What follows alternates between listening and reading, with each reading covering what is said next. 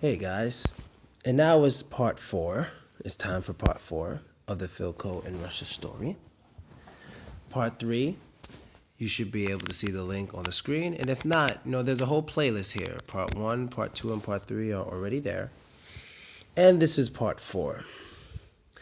This one is going to be based on, we're going to start right where I left off when I was in Moscow for the first time. I enjoyed myself, but like I said, not that much actually went on. I was there, I hung out with the lady, then it was time to go back home to New York. Right after I went back home to New York, things were, typical, nothing special. I worked, made some money, did some TV shows, some commercials, a few movies. I mean, when I say I did these things, I was doing real small parts, like extra work, you know what I mean? Like background work mostly. Only one time, well, more than once, but the only one time that's actually worth remembering for me where I got a principal role was on the movie Spider-Man, and I was paid as a principal actor. And I would make that money for the rest of my life. That's the only time that I remember being in a principal role that actually mattered.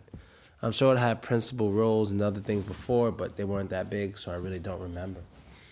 But anyway, that's what I did when I came back home. I made some videos, I kept working. But still, I wasn't that big yet. I was still getting followers, still getting subscribers. But I wasn't that big. My main focus at this point was seeing the lady and spending more time with the lady. But now it looked very unrealistic. It looked extremely unrealistic because I realized that I can't make money when I'm in Russia. That's not going to happen. I went over there. Everything I did was for free. I went to a few schools, and I was offered something in St. Petersburg. They offered to pay for the transportation, but then they canceled. That was during the first visit. So now I'm back in New York just sitting there thinking to myself, I'm really just wasting my time trying to be with this girl because she can't come to New York and stay because she has to work. And she's not going to come here and try to marry me or anything crazy like that because I'm already married. I'm in a divorce process. So what the hell am I going to do? Well, I really didn't know. And I didn't think well enough, to be honest. So what did I decide to do? I decided to go back. Again. I decided it's time to go back. Let's check it out. Let's see how it goes. Let's go for maybe 3 weeks this time. And spend time with her because nothing matters to me if I'm not with her. Nothing matters. That's how I felt at the time. You guys got to understand. I know a lot of you may know me as this guy who is always around different girls and really doesn't care. But when I really like a girl or I'm in love with a girl, I really need to spend a certain amount of time near that person. I need to 100%, because if I don't, it's gonna mess with me bad. And I'm pretty sure most people are like that. I need to spend time with that person. I can't be away from them too long when I'm actually in love because I feel like something's wrong. Something's wrong with me. I need that person to make me feel better about myself. I need that person to make me feel good when I wake up. Have you ever been in love and when you wake up, the first thing you do is think about that person and that kind of helps you get out of bed? That's who she was. When I wake up, first thing I wanted to know was, is she okay? Is she awake? What is she doing? Still on the other side of the world? Maybe she's out drinking. Let me text her, kind of thing. First thing, every morning. So that's just how I felt. So basically, I did some stuff, made some money, and I decided to go back. And boom, there I am. Second time, back in Moscow. Now, this time in Moscow, things were a little bit different. I mean, I was a little bit more popular, just a little bit more. I still didn't blow up or anything, but I was still a little bit more popular, and I got an offer. I got another offer from St. Petersburg. The first one I got on my first visit was turned down. They offered it, but then they canceled it. But this time, this is the second visit, and this is my second offer to St. Petersburg from a different company. And I'm like, okay, if you guys are willing to hold up your part of the agreement, I'd love to go. I'd love to do this. And it seemed like they were serious. They were setting up advertisements and all this stuff. They were telling people they were already selling tickets. Like they were seriously going to do this. So I was like, hey, baby, you want to go to St. Petersburg? It seems like they're serious. And she goes, sure, let's go. And I'm like, fine. So I remember getting on the train, getting ready to head down to St. Petersburg. And I'll never forget the train ride. I forgot if the train, yes, it was a train straight to St. Petersburg. I don't remember how many hours it was, but I remember when I was on the train, I kept sitting there just thinking like, I'm actually in Russia. This is the first time it actually hit me that I was in Russia. This is the first time. I'm very slow with certain things. I'm very slow. Like it takes me a while for things to sink in. It takes a long time. Like when I was in summer camp, it took 2 weeks for me to realize I was actually in summer camp. And then I realized where I am and I'm so far away from home. It was the same thing in Russia. So at this time, I probably spent a total of 3 weeks in Russia, a total. And now it hit me that I'm in Russia. I'm in Russia, traveling from one city to another with the lady. Who knows what can happen to me? I'm in Russia. Maybe well, of course I was a target, but I was like, maybe I'm a target for more people than I realize. I'm in Russia. Now, I didn't get nervous or anything. I was just like, this is some crazy shit.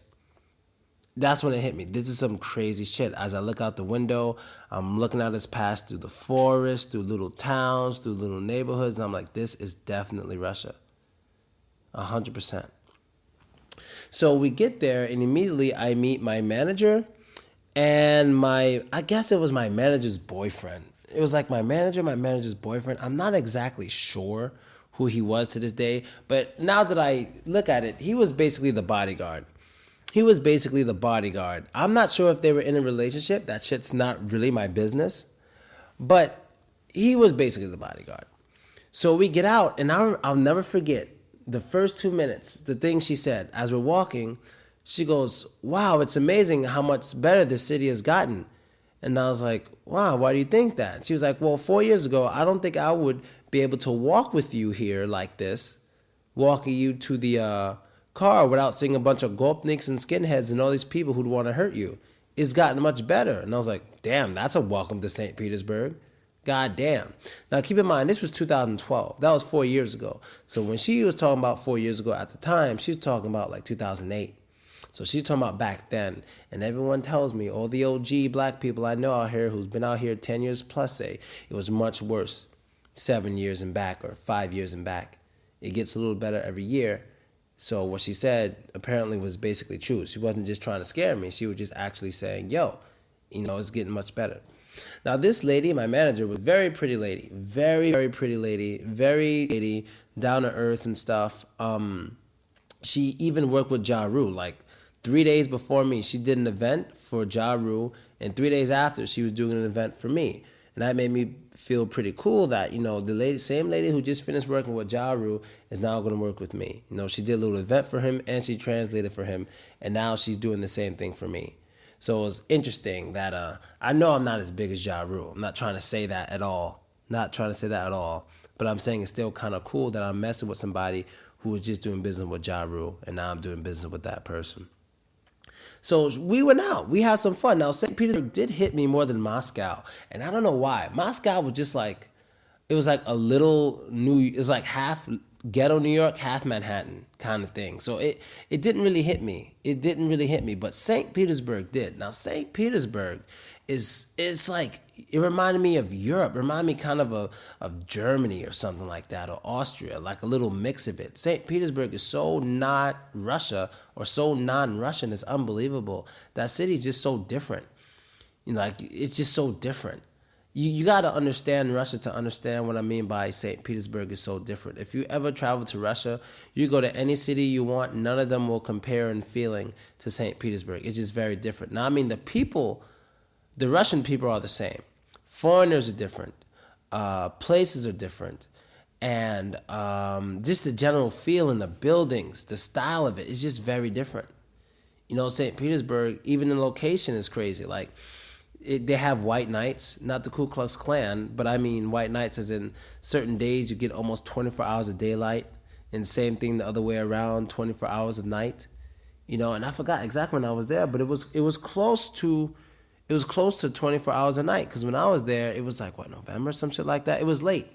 It was cold season. I can't say winter, but it was cold as fuck, and that's when I was there, around that time.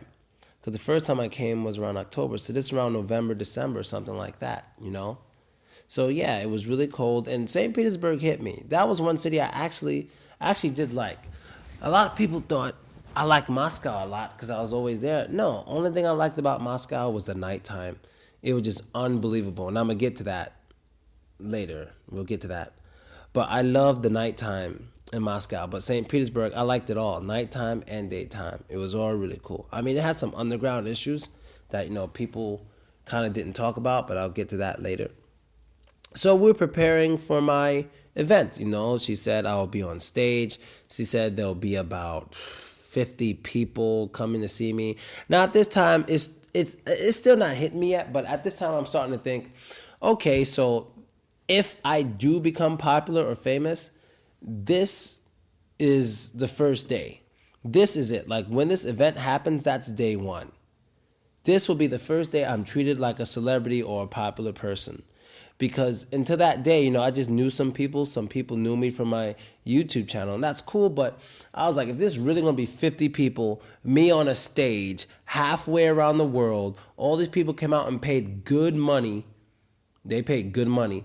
All these people came out and paid good money just to see my black ass. This is my first taste of fame, if this happens. So we went to this restaurant, this really good restaurant. We were just eating there. It was a nice restaurant. I forgot the name of the restaurant. Now to fast forward to the future, about 3 weeks after that, she told me, and I saw the newspaper clipping, right after we left the restaurant that night, it got, I don't know if it was robbed or shot up, but basically people were killed in there. And not the people eating and stuff, but the workers were killed, and the manager was killed in a mafia-styled hit right after we left that motherfucker. So, got kind of lucky. And it's funny because she knew that the next day, but she didn't tell me because she didn't want to make me nervous. So she didn't tell me. She didn't want to make me nervous. I understood. I wouldn't have told me either, because I would have probably left that motherfucker. But yeah, soon, it was probably literally 20 minutes after we left the diner, it got shot up. And there's not that many guns and stuff in Russia. There's not. But when something gets shot up, it gets shot up. It gets shot up, and they caught it, right? So anyway, that happens. And then I wake up the next day, next to the lady, like, hi, baby, blah, blah, blah, blah. And now it's time to get ready. Now, I started to feel as if I was a comedian, because I didn't know what I was going to talk about, but all I knew was I was going to be on stage and I was going to have a microphone. So I was like, look, if I'm going to be on stage and I'm going to have a microphone and I'm going to be talking to people, I'm going to have to make them laugh. Now, at this time, I was wet behind the ears. I didn't know anything. Like, how much English are they going to understand? What slang are they going to understand? Are they going to want to laugh? Are they going to want to learn? I don't know. I just knew I would be on stage for 4 hours in total. 4 hours. And I was like, what am I going to do about that? I had no idea. So I started watching some stand-up comedy, started listening to what stand-up comedians were talking about. And I remember me writing down this little notepad, like, say, mention this, mention that, mention this. Like, I didn't write lines or a script. It just like, be sure to mention this, be sure to mention that. Maybe they're like this, mention how girls laugh or something like that, And I made this little list, and then it was time. So we go to the stage, basically, and at this point no one's there. We're in the auditorium, so to say, and I'm helping to set up. Now, what's interesting about me helping to set up was I felt it's kind of strange for me to be here helping to set up, because when people see me, like, I'm the main attraction. The main attraction shouldn't help set up. I mean, I didn't think I was too good, but I just thought that would ruin the effect of me performing. If people are with me moving chairs around and stuff before the performance, it wouldn't seem like such a shock when I'm on the stage. Because, yeah, we were just helping him sweep. It just didn't seem right. But I decided to do it because at that moment, I remember telling myself, if I ever do become famous, I want to be that touchable guy. I want to be that touchable guy. I want to be like Redman. I've always liked Redman. You know, Redman is like a celebrity that you can see walking down the street with his little brother or something. And you won't be that surprised because even though Redman's famous, you know he's down to earth and he's a cool cat who, you know, you could touch. Now, I'm not saying he want to talk to or hang out with you, but, you know, you wouldn't be that surprised if you see Redman walking down the street as if you saw Denzel Washington just walking down the street. You know what I mean? So I was like, all right, I'll be kind of like Redman. I'll be that dude who's touchable, who you could talk to sometimes. I'll be down to earth. I don't want to look like I'm too good to do this, do that. So let me just help them set up. And it was optional for me. I didn't have to. She told me I didn't have to, but I did it because I decided to be that guy who, you know, will be like Redman, who's still one of my favorite rappers till today. So as I'm setting up, I'm seeing people come in now. I'm seeing, first of all, there was a line outside. There's a line outside. I'm thinking, because I underestimate myself all the time. When I first got there, there's a little line outside, maybe 12 people. And I said, okay, that is for something else. And they were mostly women. And I was like, okay, that's for something else. You know what I mean? That's definitely for something else. Because I thought that if it was for me, as I walked past them, they would scream or something. Like, I didn't know anything about fame in Russia. You know, you have to be really, really famous for them to act like that there. I didn't know that at the time. So as I walked by, it was just like they didn't even know me. So I'm like, all right, that's for something else. This place is big. I'm sure there's other things going on. But apparently I was wrong. That line was for me. So I helped set up and stuff. Then it's time. I go backstage. I talk to my manager and stuff, talking to the lady, and everyone takes their seats. Now, when I was out there was maybe a total of 16 people who were in attendance. When I went backstage and I first stepped out on the stage, there was like 40, 50 people all around the arena. I did not see that coming. But what was so interesting about it was I did well. I did really, really well. All I did was talk. People were laughing. People were asking questions. And I didn't like being on the stage like the whole time. I did not like being on the stage the whole time. I liked coming down, touching people, talking to people, being more personal. I did not like being on the stage, like, or at that upper level. Like, you can't be near me. You can't. No, I just went down there. And I was walking around talking to people, all that stuff. Made new guy friends. We made little skits and stuff. It was a lot of fun, you know. And the best part about it was my girl, she was just like, the lady, she was just like so proud. I could see it in her eyes. She loves what I was doing. She helped to set it up and she was so proud of me. And she understood that one of the reasons I was doing all that was because I wanted to be with her. And if I want to be with her, I got to make some money. I got to hustle. I got to hustle if I want to be with her.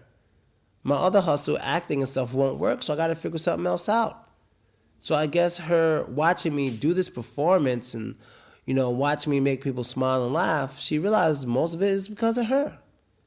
And she sees that I'm a serious guy and I'm really trying to be with her. That's what it was about. But there was some behind the scenes shit here. Let's get to some behind the scenes shit, because this is, I promise to make this interesting, so let's get to some behind the scenes stuff. There's two things that happened that day. Actually, three. Two were important. One wasn't that important. So if I only mention two, fuck the other one. It's not important. Two interesting things happened that day. My ex-wife, at the time she was still my wife, but my ex-wife's mother came. She came.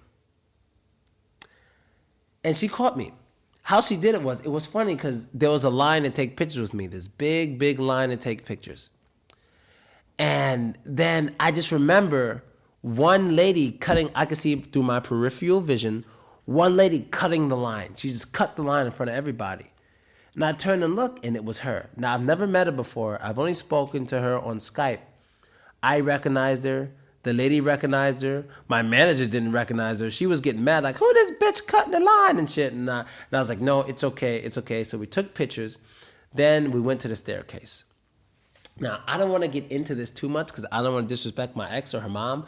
But long story short, my ex's mom was upset about my behavior. She didn't like that I wanted a divorce. She didn't like that I was coming to Russia. She just wanted me to stay with her daughter, which wasn't the lady. That's someone else. It was my wife at the time. And the lady came with me. We all had a conversation, and I was honest. I basically said, you know, I got to do what I got to do. I'm sorry. You know, I'm be with who I want to be with. There's nothing I can do. You know what I mean? I'm just going to be with who I'm going to be with, you know? And that was it.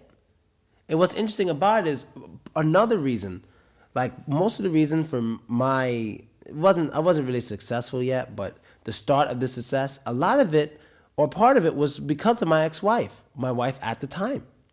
It was because of her. Because I remember we had a little problem when we were together. Because when we first met, she had to choose between me and some other guy. That was her thing. She had to choose between me and some dancer guy. And I was like, all right, I really like you. I like you a lot. This is 2011. I told her, I said, look, I really like you. I'm falling in love with you. I will do anything to keep you. So you go to South Carolina. You make up your mind. If you come back, you be with me. If you stay there for more than this or that, you'll be there. Some shit, whatever. And she came back. So I assumed she picked me, which she did. But she would always speak highly of the guy she liked and his friends. She would always say things like, yeah, they get to travel the world. They get all over Russia. They don't have to pay for anything. They get paid to do it. They have fun and blah, blah, blah. I don't want to dwell on this too much, but that's part of the reason I decided to grab a camera and be somebody so she could shut the fuck up so I can be on that level too. That was also part of the reason. That was also part of the reason. So when I was out there and I saw her mom, I kind of wanted to say shit like, well, doesn't your daughter like when dudes do this kind of thing? She always talk about dudes who get to travel and they get paid for it and everyone likes them and stuff. Now I'm becoming one of those guys. Is that why she wants me to be with her so badly now? Too late. That's kind of what I was thinking. So that was the first thing that kind of happened. There was a little beef there, but we spoke, we shook hands, everybody went home. The second thing that happened that day was as I was doing this performance, there was this pair of eyes, and I still talk to her to this day. This 4 years ago. There was a certain pair of eyes watching me during this performance. If I had the video playing or I played the video on the screen, you might have seen it already. Or seen her already. You might be able to figure it out. But she looked a little different than most Russian girls. She was very, very, very, very pretty. And I don't know if she was just flirtatious, but I just knew her demeanor was so alluring. Like, I could not look away from her. Like, when I first saw her during my performance, I literally stopped talking. I was like, blah, blah, blah, and blah, blah, blah, blah, blah. That's how gorgeous she was. Now, one thing I knew about the lady, which was my girlfriend at the time, the lady was very, very, very strong. She had a very powerful aura too. So like I could be hanging out at a bar, there could be 4 girls around me, and no one knows who she is. Nobody knows she's my girlfriend, right? Because we hid it from people. We didn't want people to know because we thought it was bad for business. I could be hanging out with like 4 or 5 girls. The instant she gets there and sits down for like 2 or 3 seconds, all the girls leave. All the girls leave. They're all out of there. All of them leave. They all just leave. All of them. They're gone. They are out of there.